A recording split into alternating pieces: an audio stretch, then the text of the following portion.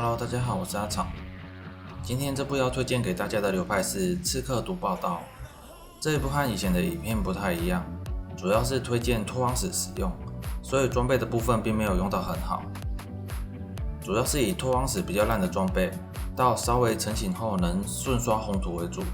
打王的部分伤害就还蛮低的，有跟到我实况的人就知道了。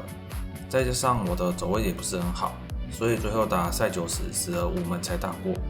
如果装备肯花钱提升上去的话，也是可以打出不错的伤害的。不过这一部影片我就不提到后期的装备了，以前期拓荒和中期成型时的装备为主。一开始我是拿2把生机之戟，如果是新联盟开始的话，就用法杖的配方做个法术的点伤杖就行了。前期其实和女巫差不多，主要的技能是风暴地雷加上风暴漩涡的搭配。另外组可以用寒霜爆配命能爆发加上猛攻，位技可以用烟雾地雷和烈焰冲刺做搭配，然后在第2章时开了闪电之解和召唤探测机兽的光环，以及寒霜爆那组的技能换成信念浪涌，穿上精准破坏加上猛攻，就这样打到第4章结束。拿到释放辅助之后，我才开始使用毒爆刀的模式。第5章开始后就是使用画面上的技能。烟雾地雷若你懒得用的话，就可以不要用也没关系。跑剧情时可以把左键改成凋零之步，若衣服还没有6连的话，可以拔掉一些增伤的辅助技能。平常打怪就是丢刀雨叠病疫之难的瘟疫值，到达一定的量之后，可以开一个像是正火类型的范围伤害，然后开凋零之步，快速的往怪群中间穿过去。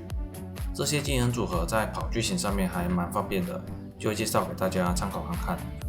装备的部分使用了2把生机之戟，我用到了56级之后换2把抹灭，其他的拓荒装备就单纯的是补抗性和跑速而已，基本上就可以把剧情直接全通了。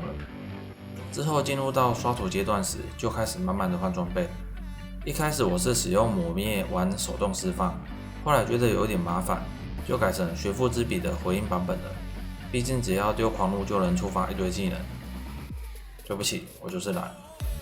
装备的部分比较贵的是范围1，这一件在寄出时有一点贵，初期可以先用白跑或者黄装度过。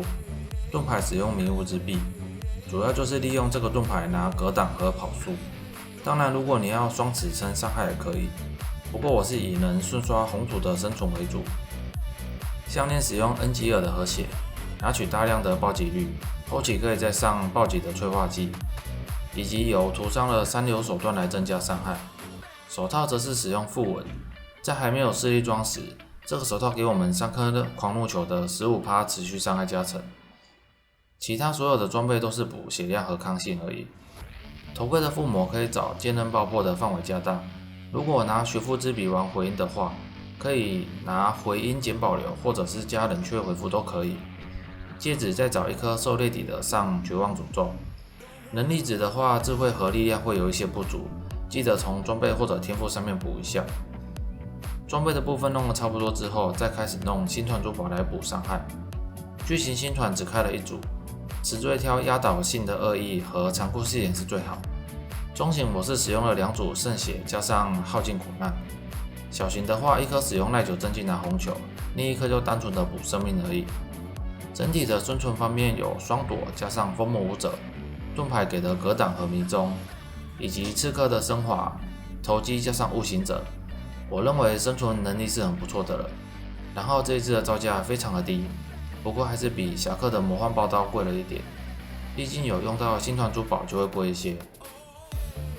目前的缺点大概就是打王的伤害不是很好，想提高伤害的话也是可以花钱撑上去。